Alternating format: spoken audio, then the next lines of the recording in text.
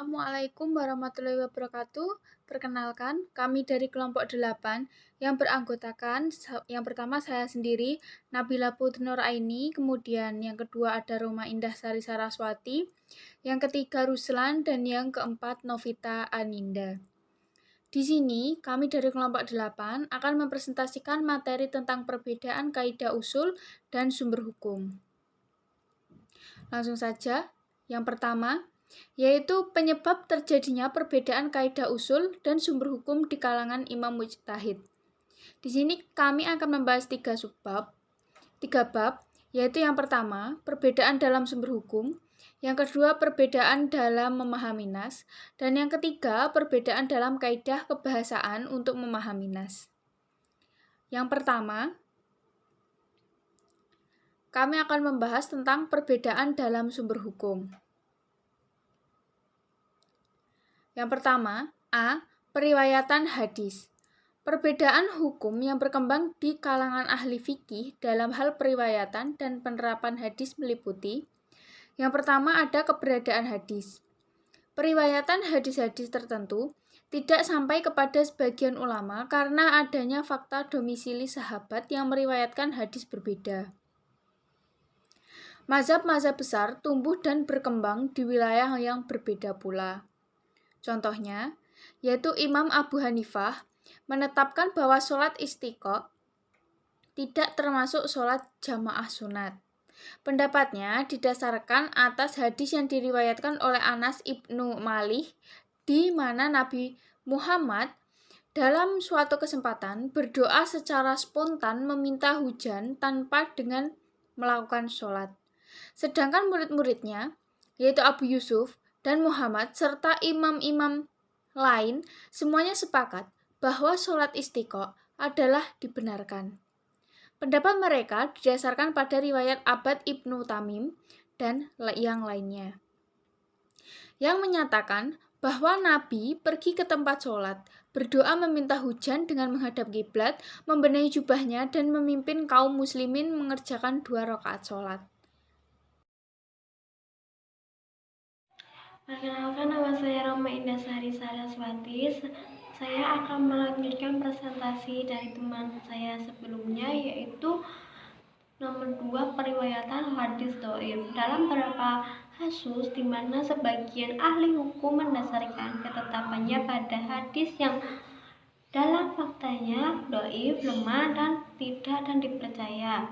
Hal ini disebabkan pendapat bahwa hadis dhaif digunakan untuk melakukan qiyas. Adapun contohnya yaitu Imam Abu Hanifah, rehan-rehannya serta Ahmad ibn Hanbal berpendapat mengenai batalnya wudhu karena muntah.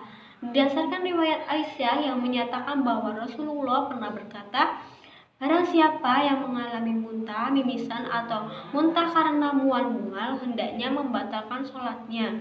Hendaklah ia berwudu dan kemudian melanjutkan rakaat yang tersisa.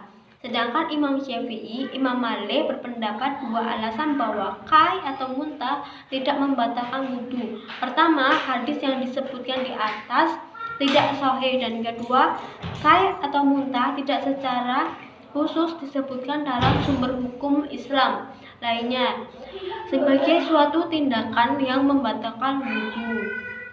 Yang ketiga yaitu persyaratan penerimaan hadis. Perbedaan lain di kalangan para ahli fikih muncul dari beragamnya persyaratan untuk menerima hadis.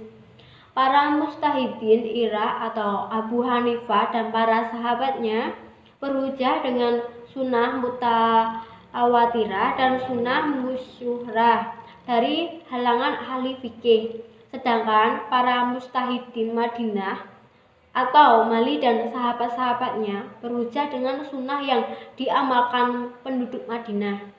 Adapun imam-imam mujtahid lainnya yang berhujjah dengan hadis yang diriwayatkan oleh para perawi yang adil sikoh tanpa melihat mereka dari kalangan ahli fikih atau bukan, dari apakah sesuai amalan ahli Madinah ataupun bertentangan. Yang selanjutnya yaitu fatwa sahabat dan kedudukannya. Fatwa perkataan sahabat tidak hanya berdasarkan pikiran semata-mata. yaitu menjadi hujah bagi umat Islam.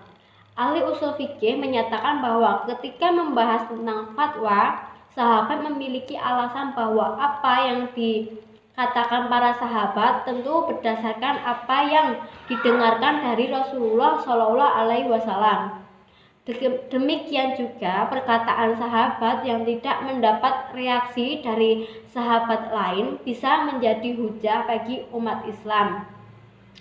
Adapun yang menjadi perselisihan para ulama terletak pada perkataan sahabat yang semata-mata berdasarkan hasil ijtihad mereka sendiri, dan para sahabat tidak berada dalam satu pendirian. Abu Hanifah misalnya mengambil fatwa sahabat dari sahabat siapapun tanpa berpegang dengan seorang sahabat, serta tidak memperbolehkan menyimpan dari fatwa sahabat secara keseluruhan. Ucapan beliau yang terkenal adalah, apabila aku tidak mendapatkan ketentuan dari kitabullah dan sunnah Rasulullah, maka aku mengambil pendapat dari sahabat beliau yang kuhendakku dan meninggalkan pendapat sahabat yang tidak kuhendaki.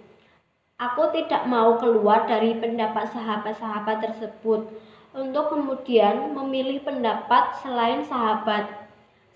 Sebaliknya, Imam Syafi'i memandang fatwa sahabat sebagai ijtihad individual sehingga boleh mengambilnya dan boleh juga berfatwa menyelisihi kenyataannya.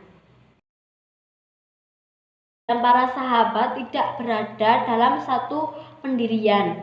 Abu Hanifah misalnya mengambil fatwa sahabat dari sahabat siapapun tanpa berpegang dengan seorang sahabat, serta tidak memperbolehkan menyimpan dari fatwa sahabat secara keseluruhan. Ucapan beliau yang terkenal adalah, apabila aku tidak mendapatkan ketentuan dari kitabullah dan sunnah Rasulullah, maka aku mengambil pendapat dari sahabat beliau yang kuhendakku dan meninggalkan pendapat sahabat yang tidak kuhendaki. Aku tidak mau keluar dari pendapat sahabat-sahabat tersebut untuk kemudian memilih pendapat selain sahabat. Sebaliknya, Imam Syafi'i memandang fatwa sahabat sebagai ijtihad individual sehingga boleh mengambilnya dan boleh juga berfatwa menyelisihi kenyataannya. Bismillahirrahmanirrahim. Assalamualaikum warahmatullahi wabarakatuh. Baiklah, di sini saya akan melanjutkan presentasi dari rekan saya yaitu Romain Dasari. Bagian C yaitu subjek dan hakikat ijma.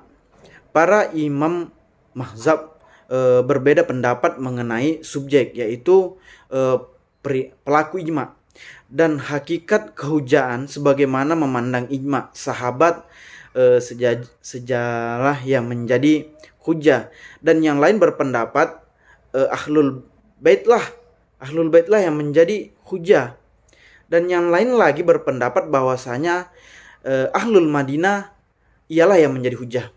Mengenai hakikat kehujahan ijma, sebagian menganggap ijma menjadi hujah karena merupakan titik temu pendapat Imam Ar-Ra'i, dan yang lainnya menganggap hakikat kehujahan ijma bukan karena titik temu perbedaan, melainkan karena menyingkap adanya dalil as-sunnah dan ikhtilaf di sekitar kias.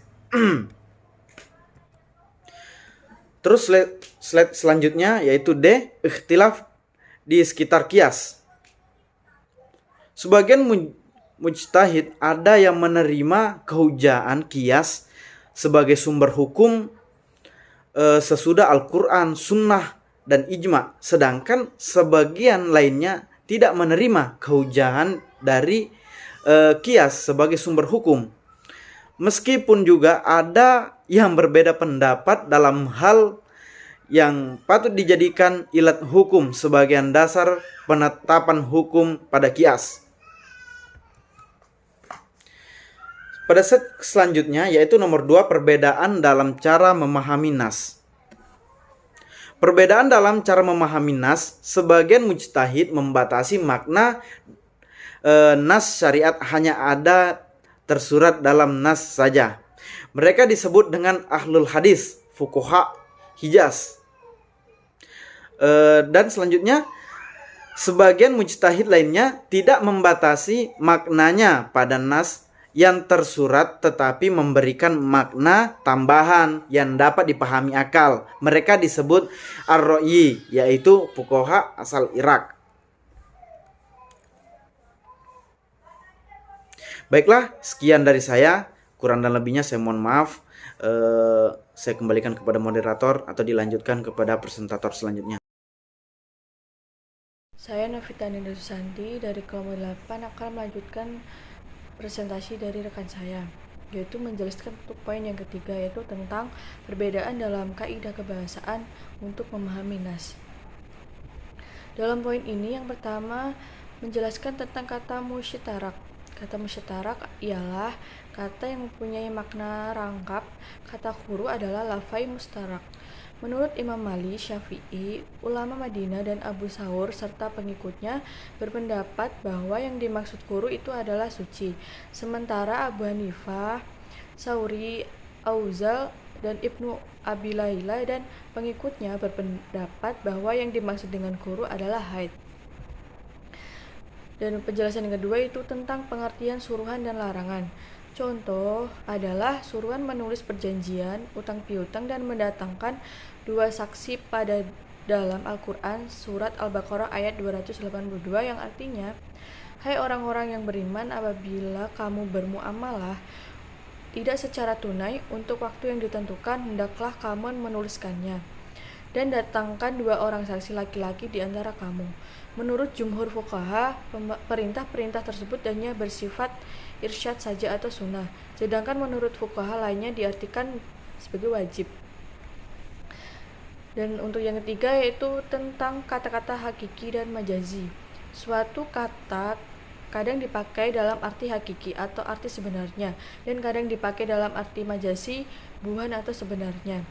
Sebagai aturan pokok, sudah diakui oleh semua fuqaha bahwa selama masih bisa memahami arti hakiki, maka arti majazi tidak boleh dipakai. Contoh surat Al-Maidah ayat 33 pada kata nafa. Ada 2 pendapat. Jumhur ulama mengharuskan kata nafa diartikan sesuai dengan arti yang hakiki. Selama tidak ada yang menunjukkan bahwa kata itu dipakai untuk arti lain. Sedang menurut Hanafi, kata nafa dengan arti majazi yaitu masuk penjara, sebab di sini ada petunjuk yang menghendaki tikah dipakai arti yang hakiki, yang yaitu kemustahilan membuang dari permukaan bumi kecuali dengan cara membunuhnya. Sekian presentasi dari kelompok 8. Apabila ada salah kata, mohon dimaafkan. Wassalamualaikum warahmatullahi wabarakatuh. Terima kasih.